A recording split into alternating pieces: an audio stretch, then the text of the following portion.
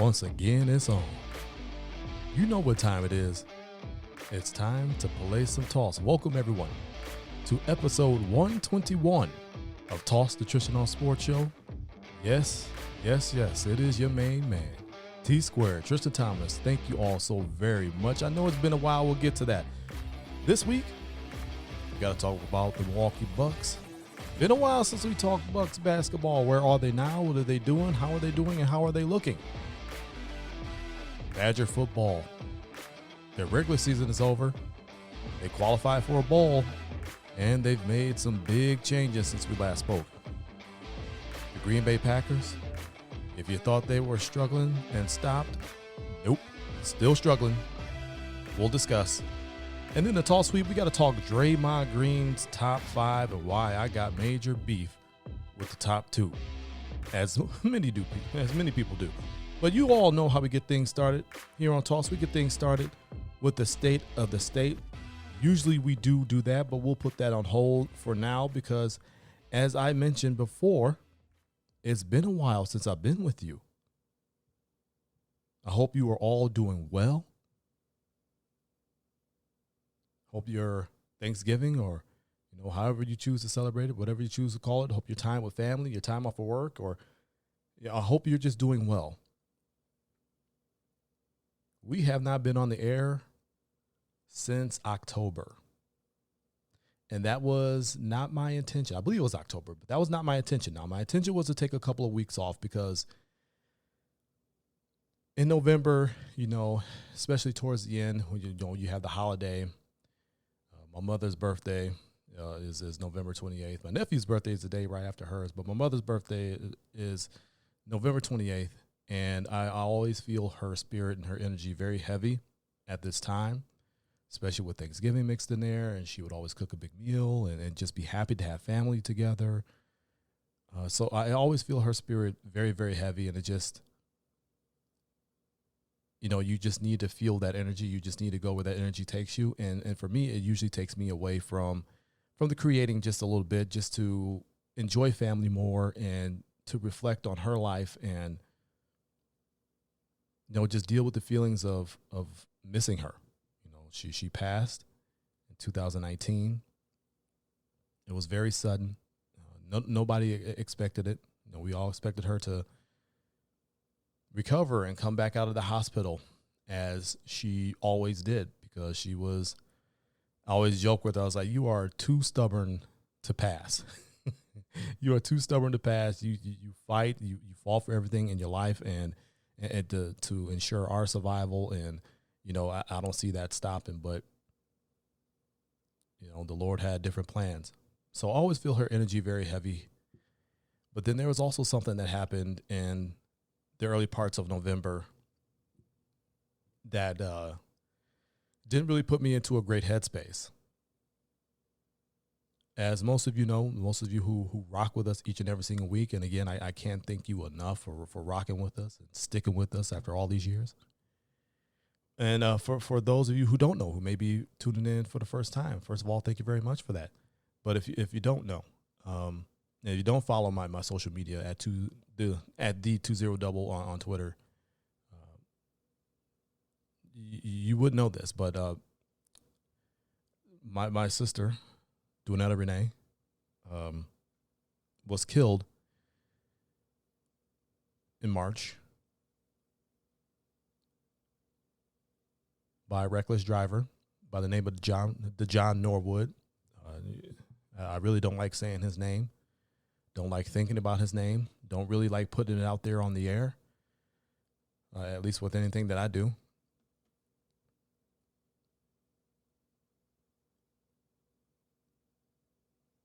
Again, you don't expect something like that.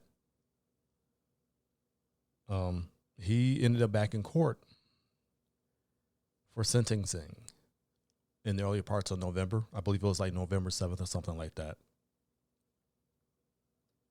And we had been advised by those in the know that of what the punishment was going to be, and we were already upset. And we knew that my sister wasn't going to get true justice with this, but the penalty and I'm sorry for saying so many times, man. I'm at a loss for words over it. This dude got a year's jail time, and I believe he gets like 3.5 years of probation. This is for killing another human being. This is willfully breaking the law on multiple accounts. As soon as he got to that car and turned the key into the ignition, he was breaking the law because he did not have a license. His license had been revoked as a teenager.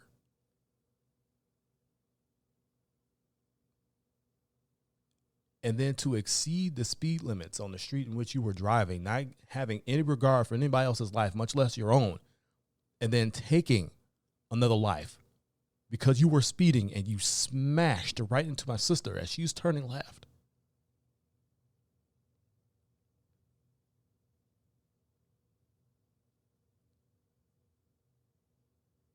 It's a tough pill to swallow, and it doesn't really put you in the right space to want to create. It doesn't put you in the right space to want to talk about sports because there are bigger things out there. It's heavy and it's weighing on your mind, and I couldn't give y'all the truthful, opinionated, and passionate sports talk that you truly deserved. And yeah, I kept doing quick toss, which you can catch on YouTube.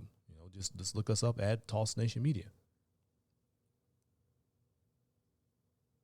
And I felt like that was kind of a little bit of an outlet, because one thing that does help me when I get into that mode is to create, but it's so difficult to create because you have that other stuff weighing so heavily on your mind.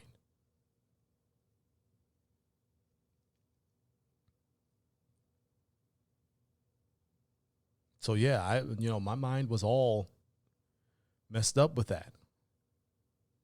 And couple in my mother's birthday, where I feel her spirit very, very heavy, and I just miss her so much, and now I'm missing my sister so much. Our family has been through a lot over these last 3 years, and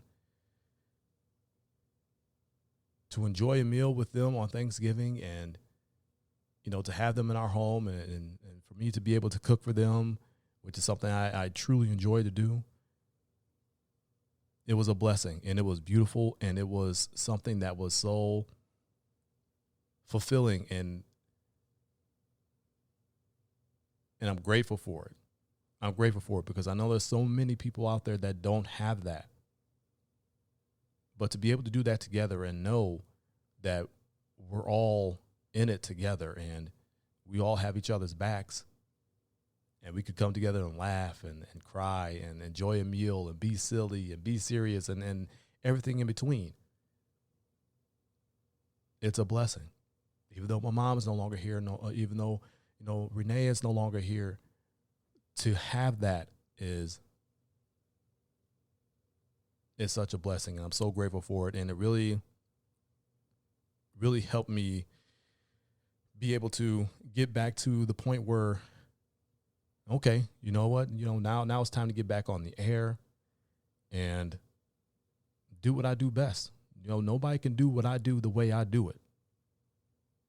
And I say that with all humility, but with all the confidence in the world, because it's been proven. And y'all coming back each and every single week to rock with us proves that.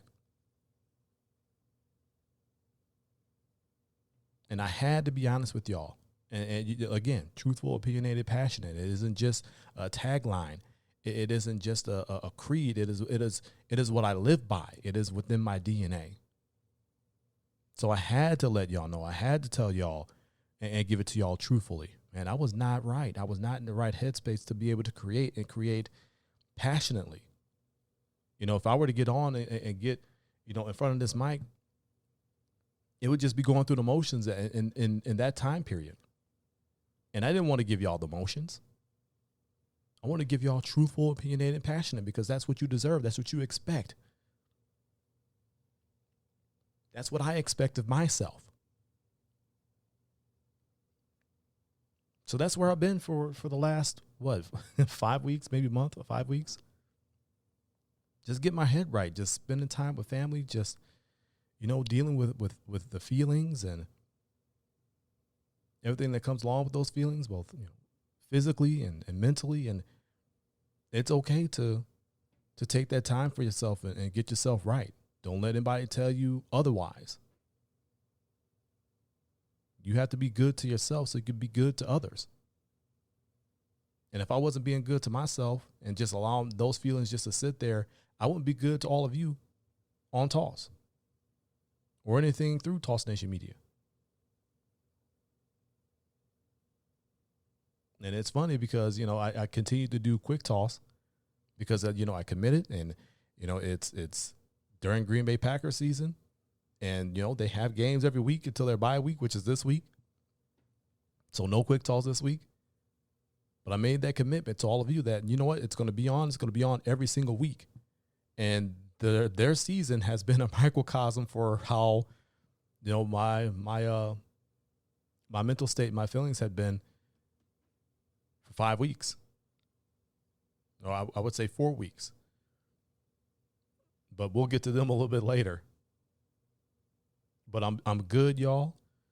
I'm in a great headspace. I'm sitting here and I've been looking at old photo albums that my oldest sister brought up on Thanksgiving, and man, just going through those, it just makes my heart happy, man. Just to think and just to see my brothers and sisters and cousins and nieces and nephews and friends and aunts and uncles and just going back to those times, and it's something really fulfilling about it for me, and help me come through this rough period mentally and physically, and I had to be honest with that with y'all. So I'm back, and it's time to get to the state of the state. But I just want to thank all y'all for rocking with me and staying with me. And those of you who know me in real life, the messages, trust me, I saw them, even though I can't text back currently. T-Mobile, count y'all days. But, trust me, the messages were felt and they were seen and they were greatly appreciated. And I'm good, y'all. I wasn't in a super dark place. It was just kind of a, let me work through the feelings and, get right in that headspace. So I'm back. I'm good. And we're just going to keep it moving. All right, let's get to the state of the state and let's talk Milwaukee Bucks basketball. Now, the last time I spoke with you, the Milwaukee Bucks were 9-0. Best record in all of the NBA. They were unblemished. They were untouched, and they weren't even healthy yet. Chris Middleton hadn't played. At that point in time, I believe Drew Holiday was out. Giannis had missed a few games. Joe Ingles still won't be seen until probably January, maybe February, who knows. Bottom line, the Bucks were the best team in all of basketball. 9-0, best record. Well, now, after tonight's action, after defeating the Kings 126-113, that game just went final. They're now 18-6, second best record in the Eastern Conference. I believe technically the second best record in all of the NBA because currently the Boston Celtics are going up against the Phoenix Suns. That's number one in the East and number one in the West. I believe the Celtics are 20-5. I believe the Suns are 16-8. So the Bucks have a better record than them. But because the Celtics are 20-5, second best record in the East. But second best record overall in the NBA. Chris Middleton comes back last week, Friday, against the Lakers, and a hell of a game that was. You got to tip your cap to Anthony Davis and really the whole entire Lakers squad for, taking the Bucks' best punch. I mean, they were operating on all cylinders. They took their best punch, and they were able to deliver some haymakers of their own, and it came out with that game. But Anthony Davis absolutely played out of his mind and still has been playing out of his mind. All credit to him. When he's healthy, he's great. But that's the problem. He hasn't been healthy. But Middleton came back, had a good game, solid game. It was good to see that closing lineup out there on the floor for the Bucks with Middleton out there making tough shots, creating shots. It was really good to see. Team still isn't totally healthy.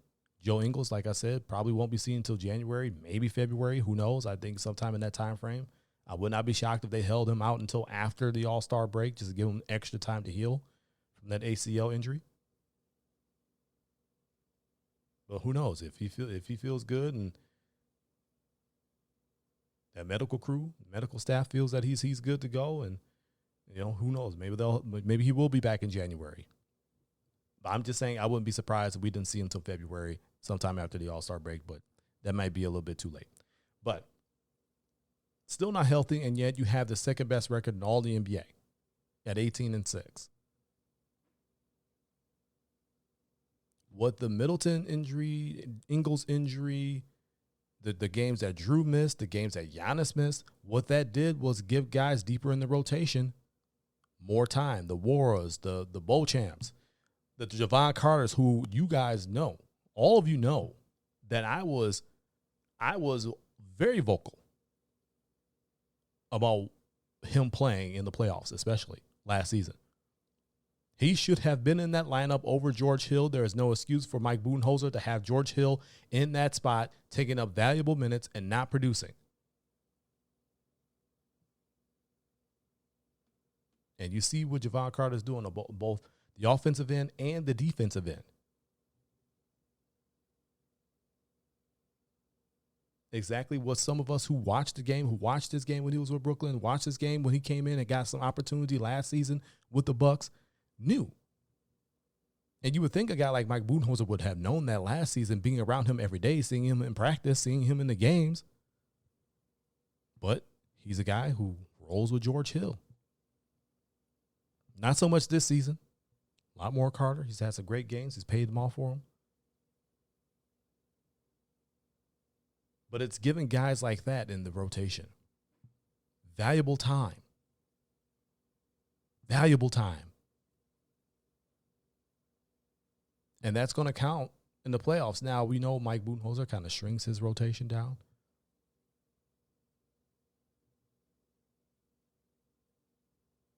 And you kind of have to do that. It's just kind of what you do when playoff time comes around. You kind of have to, but he's going to have some options. And those guys getting valuable time, especially in games like this past Saturday when they went up against the Hornets and pretty much sat everybody. You pretty much had a preseason lineup in there, honestly. No Giannis, no Middleton, no Drew Holiday. Brook Lopez leading the way defensively. He's getting a lot of talk for Defensive Player of the Year, leading the league in blocks. He's been phenomenal. Can't understate his importance. Like I said, Javon Carter, he's been phenomenal this season. The rookie, Marjan Beauchamp, he's been good. Jordan Ward has had some good scoring games, but you continue to see. Yeah, I mean he made some strides defensively, but he's not on par with what Mike Budenholzer wants quite yet.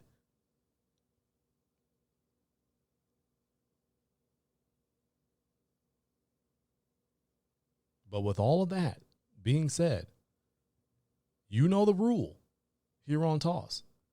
I cannot break down this team until they get to 25 to 30 games.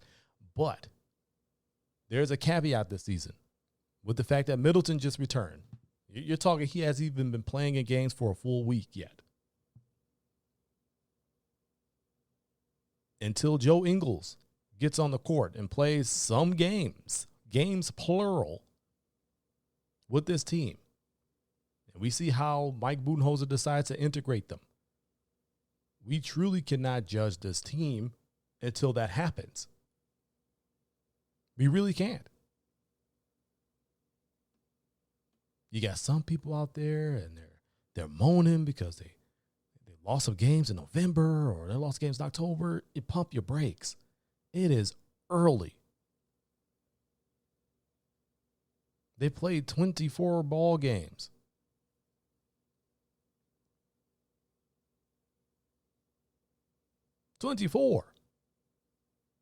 Just a quarter of the way through the season. There's a lot of basketball left to be played. There's players still yet to play. Like I said, Joe Ingles still has yet to touch the floor for the Milwaukee Bucks. He's still rehabbing that ACL injury. When he gets back, And when he plays multiple games, we then can truly judge what this team is and what they can be. Right now, it's just pure speculation. They're still trying to integrate Middleton back into the fold.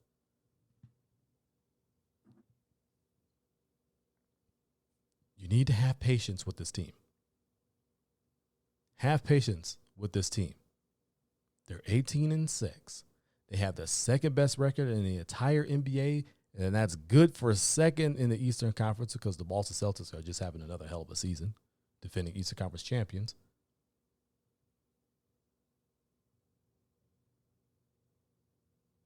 But even in asking all of you to have patience with this team, they're still a good ball club. They're still a good club, 18-6. So pump your brakes on the judgments. Right now, the proof is in the pudding. You are what your record says you are. They are 18-6. They're a good team. The scary part is they will be getting better. Patience. Continuing here on Toss and State of the State. Let's talk some Badger football. Been a while since we talked about the Badgers because there really hasn't been a whole lot to talk about. They've had a dismal season. Fired Paul Chryst. We spoke about that already. Jim Leonard took over. We'll get to him in a minute. They end up going 6-6. Lost some winnable games there. Don't have Paul Bunyan's axe. Don't have the Heartland Trophy. 4-5 in the Big Ten. I mean, the thing is, they had a shot to make it to the Big Ten championship game. Would they have won? Not with that current construction, not with that offense, and not with the defense this year. Defense was uncharacteristically mediocre. Offense was mediocre. Graham Mertz, who's now in the transfer portal, good riddance. We thought he was going to be maybe the missing piece to what could have been a national championship team, and that's no hyperbole. Wisconsin had been on the cusp many times of the college football playoff. It just came up short. Paul Chryst gone. UW athletic director Chris McIntosh pulled a huge surprise out of his bag because I didn't even know these conversations were going on. I didn't even know this guy was even looking to leave his program. Luke Fickell, now the head man in Madison, leaving Cincinnati, went 57-18. Made it to the college football playoff, I believe a couple seasons ago. Made a Cotton Bowl, had a lot of success. Probably, I believe he was the most successful head football coach in Cincinnati Bearcats history. Now the head man in Madison. Did not see that one coming. That was a huge surprise. Huge hire. Defensive guy, no stranger to the Big Ten, as you know. And if you don't know, well, you will in a second. He was Ohio State's co-defensive coordinator and linebackers coach. Did all that work between 2005 and 2016. Did take over for Jim Tressel when he got into all that trouble.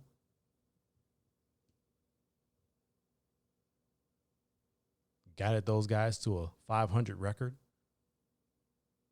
Struggled in his first year as the head man in Cincinnati. But then, right at the ship. Was good after that ever since. Looking to do exactly the same thing in Madison. Now, at first, there was a report that came out that said Jim Leonard would stay on as defensive coordinator under Fickell. And I think the entire state of Wisconsin and Badgers fans all around the world were shocked because they thought for sure that Jim Leonard was going to be out the door. And not because Fickell didn't want him, but, you know, maybe. We know as soon as you hire a new coach, they want their own people.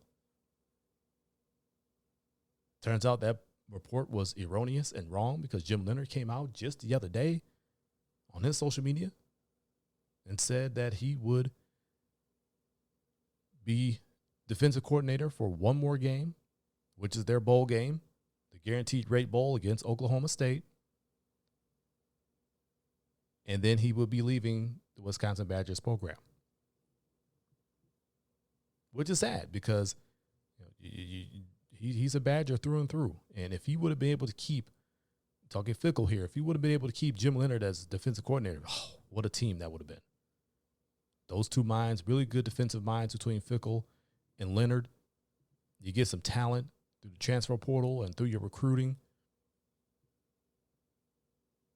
That definitely could be something. But Jim Leonhard is moving on. And the thing is, that fuels speculation. We'll talk about that speculation a little bit later. But it looks like Fickle is filling out his staff already. I'm excited about the hire. Again, he had a lot of success. You're talking a former National Coach of the Year in Luke Fickle. You talk about somebody who is accustomed to turning programs around, as he did in Cincinnati. You talk about someone who is no stranger to the Big Ten. He knows what it takes to win within the Big Ten. The co-defensive coordinator and linebackers coach at Ohio State.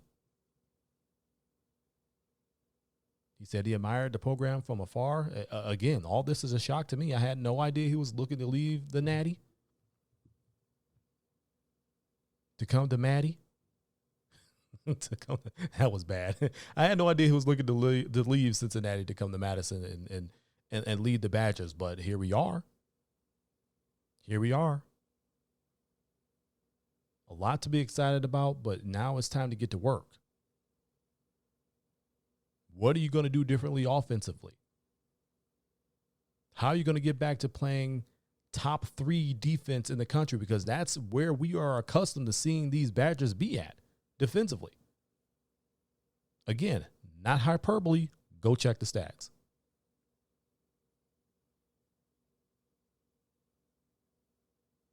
There's a lot to like about this hire, but there really is work to do. How are you going to be able to get a quarterback? Will you be able to continue that long-standing tradition of getting these really good backs and these really good offensive linemen to come to Madison to play for you, and not just play for you, but to have success and to be in the college football playoff? Hey, they're expanding it in 2 years. 12 teams.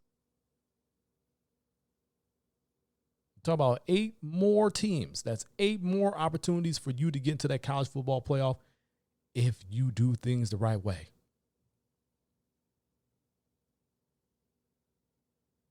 So a lot to like about this hire.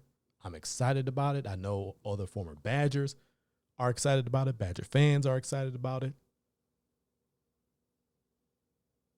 But I'm going to judge it by the work that's done. The players that are going to be able to come into the fold, the coaches that he's hired, and then what we see on the field starting next season. But a lot to like about this hire, Luke Fickle, the new head man of Badger football. Let's continue here on State of the State, here on Toss, and let's talk about those Green Bay Packers. Oh, the Packers. Their whole season has just been one big fail.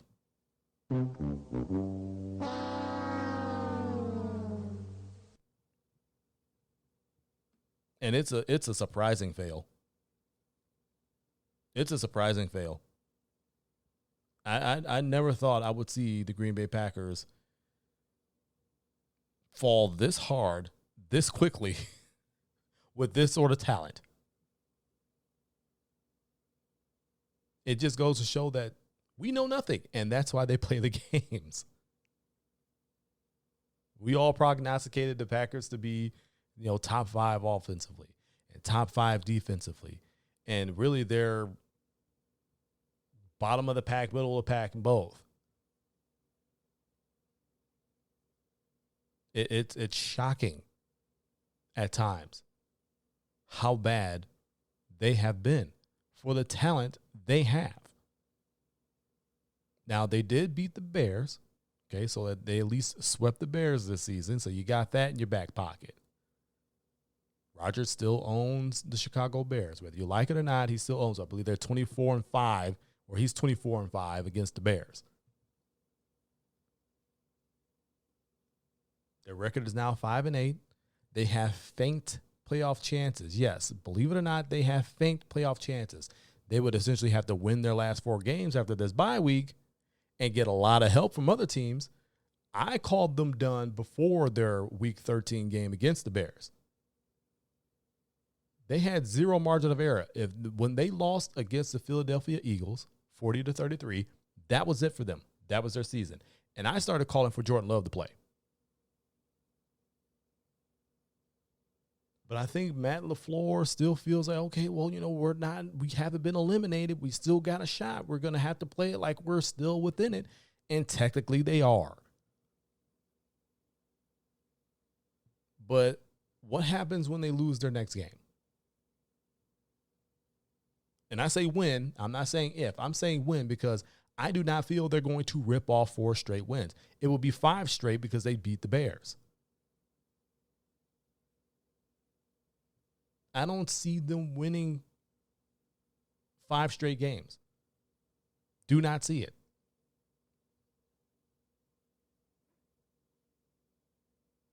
And it's for a multitude of reasons. One, because they get away from who they are. Offensively and defensively. Now, offensively,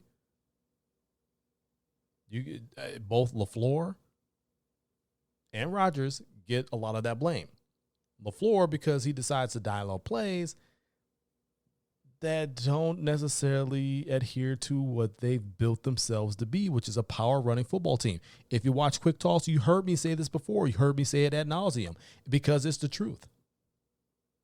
Do you see Kyle Shanahan in San Francisco dialing up 40 passes? No, he sticks with his run. He passes when he needs to. He gets creative with his receivers like Deebo Samuel running the football.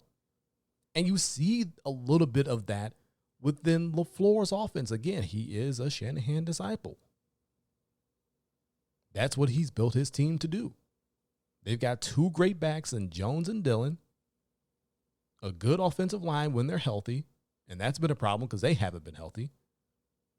Bakhtiari's missed time. Jenkins has missed time. All up and down that line, they miss a little bit of time.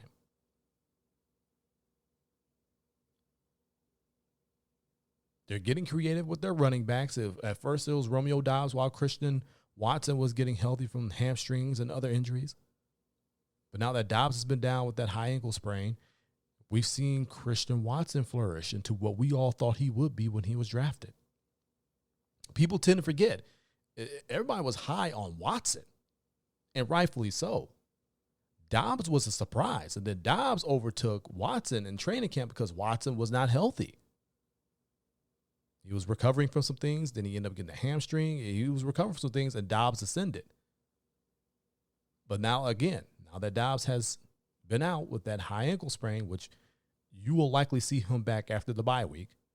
So you're going to have both of your rookie wide receivers on the field at the same time, potentially.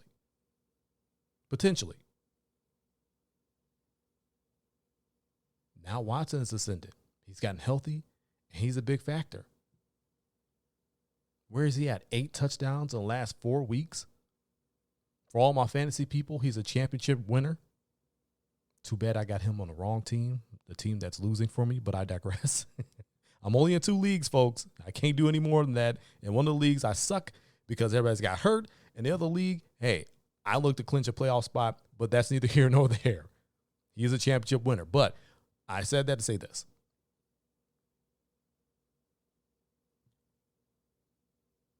There are some positives to take from this season. You saw, again, Watson flourishing. You've seen Dobbs' potential.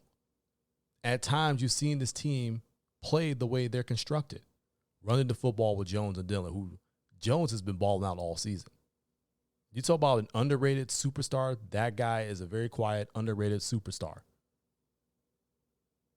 When he's good, this offense is good. When Rodgers isn't checking out of the run plays and going to these pass plays, when LaFleur isn't dialing up pass plays and run situations, this offense is very good. But that's been a problem.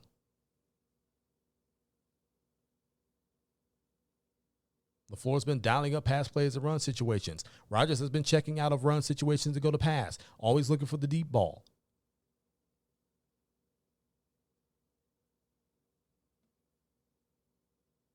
It's why they've been extremely inconsistent offensively. But when you really think about it, all those guys who kind of branched off from LaFleur, or his last name is LaFleur, all their offenses have struggled. You look at Mike LaFleur out in New York with the Jets. Packers got their behinds whooped by them. But their offense has been struggling. Man, LaFleur's offense has been struggling. You go out to Denver with Nathaniel Hackett. Offense struggling. Worst offense in the league, I believe.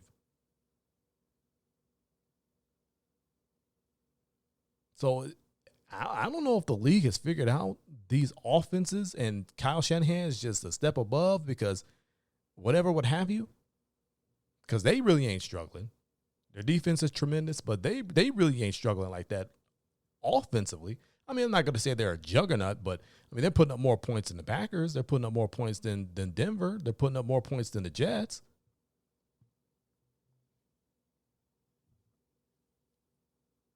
So I don't know if it's something fundamentally figured out with the offense or if they're just not doing what they need to. Whatever the case may be, it's just weird that kind of branch of the tree is all those offenses are struggling. But then you go to the defensive side of the ball. And now special teams has gotten better, especially with Nixon being back there, being the returner. He's flipped the field position for the Packers many a times, and it's been a huge positive. Rich Bisaccia has that unit going in the right direction. But defensively, Joe Barry, the guy who said he wanted his players to play fast and aggressive, this was just last year. And now this year, it's like he installed a completely new defense and just decided to adopt brand new defensive philosophies. And it's just completely disregarding what his personnel does best. Why would you have a cover corner, a bumper run corner, like Jair Alexander? A guy who was so feared at one point in the league that nobody wanted to throw to him because he had these cats locked up. You're going to put a guy like that in zone and watch him get burnt like toast.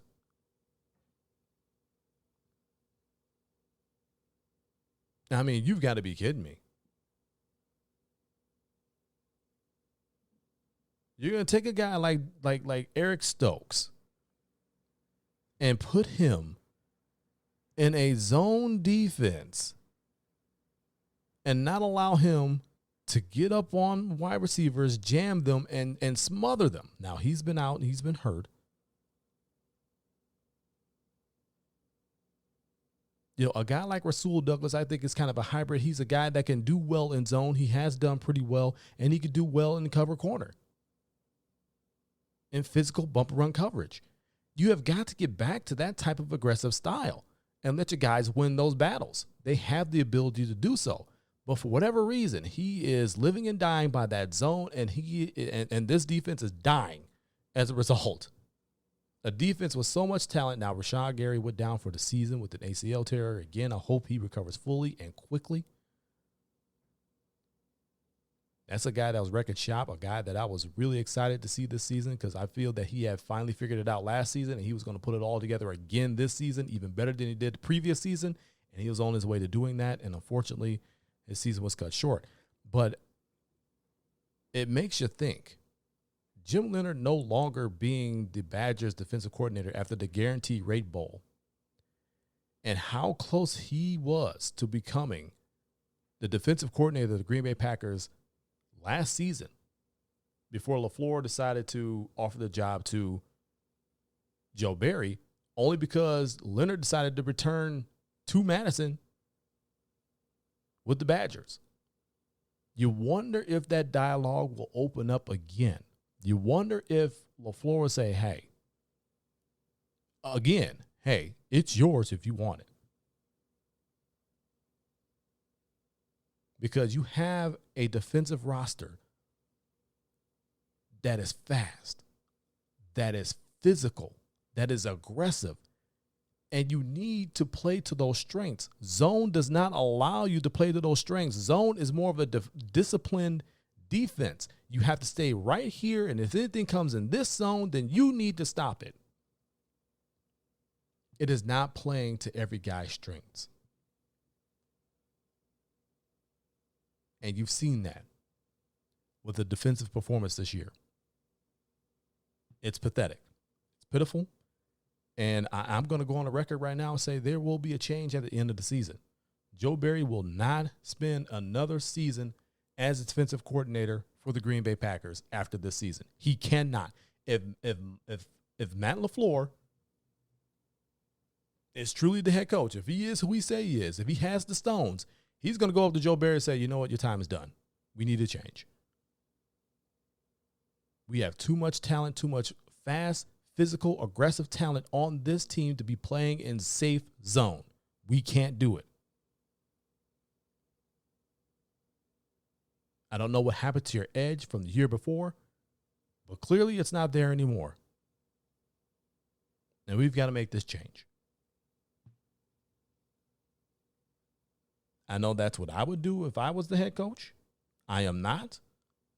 I don't really want to sit here and advocate for people to lose their job, but when you're not doing your job correctly, when you're not getting results in your job, especially in the NFL, which is a what have you done for me lately league, you got to go. You got to go.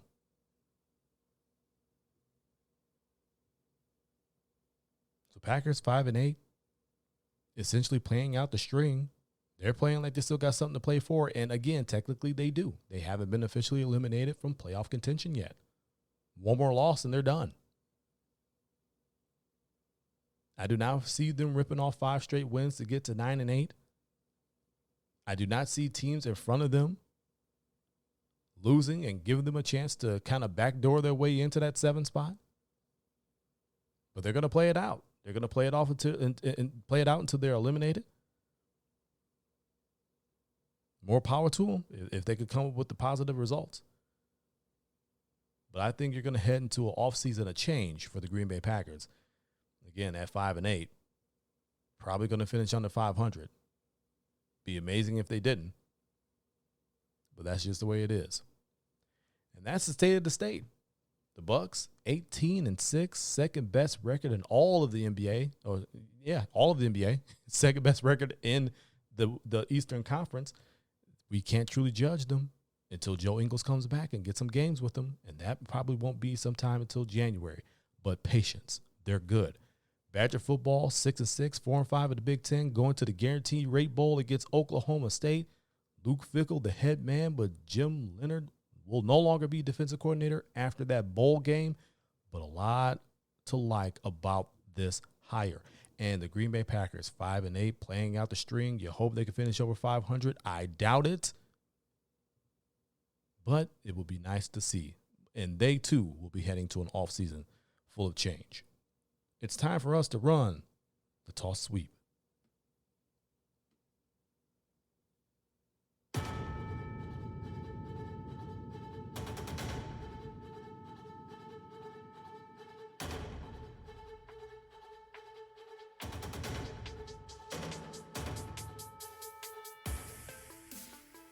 Facebook.com/T on Sports Show is your home for the Toss on Facebook page.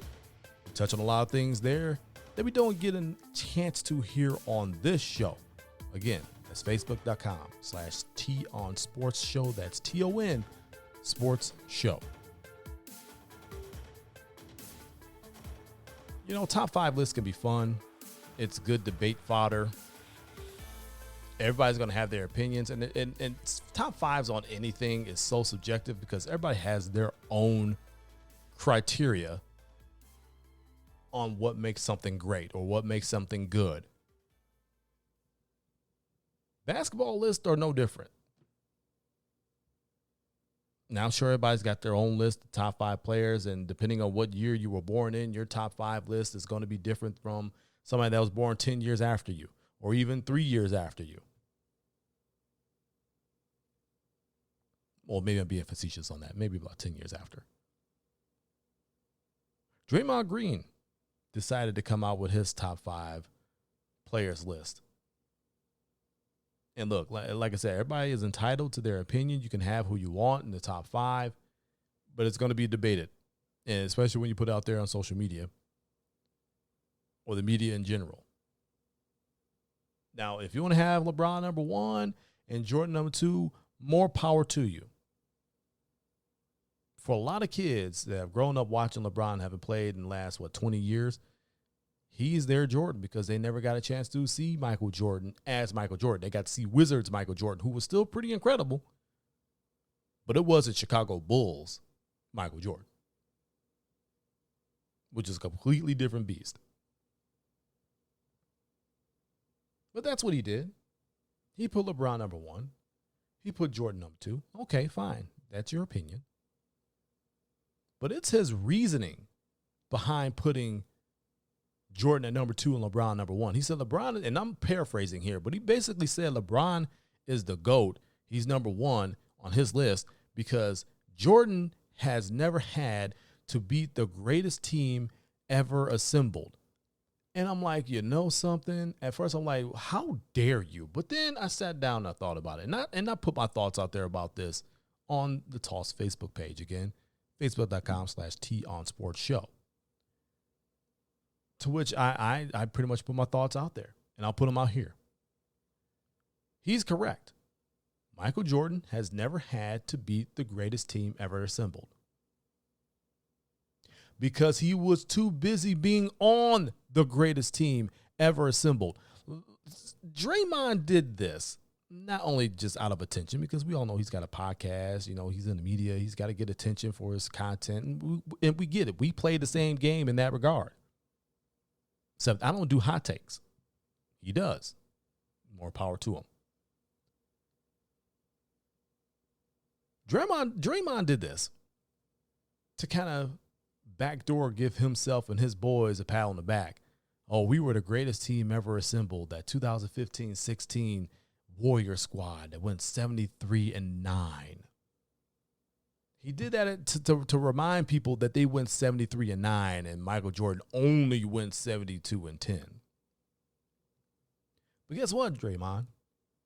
72-10 don't mean a thing without a ring. Guess what? Michael Jordan, Scottie Pippen, Phil Jackson, them boys got a ring after going 72-10. Which, by the way, I was in attendance when the Bulls won number 70 against the Bucks.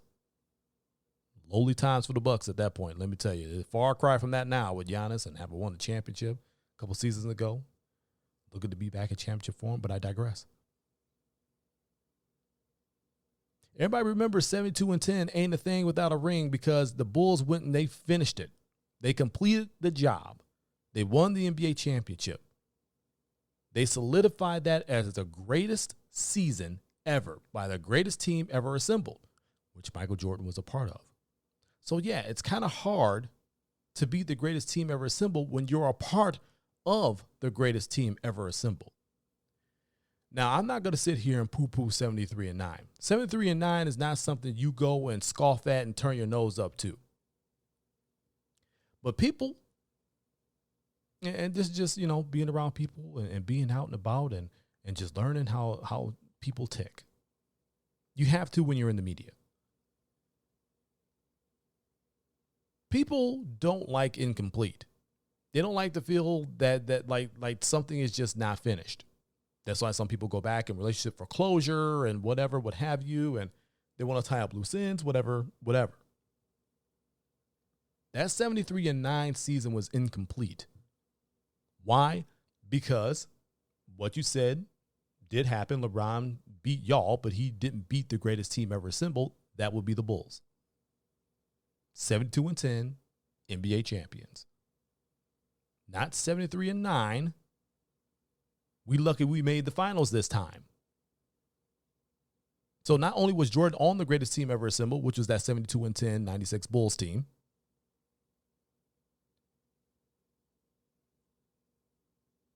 y'all were lucky to make the NBA Finals. Talking the Warriors. Because had the Oklahoma City Thunder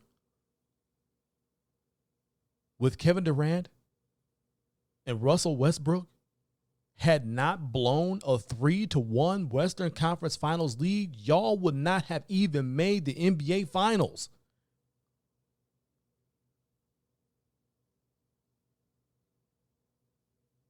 So you cannot call yourself the greatest team ever assembled if you did not finish it off. If you did not win the championship, you are not the greatest team ever assembled.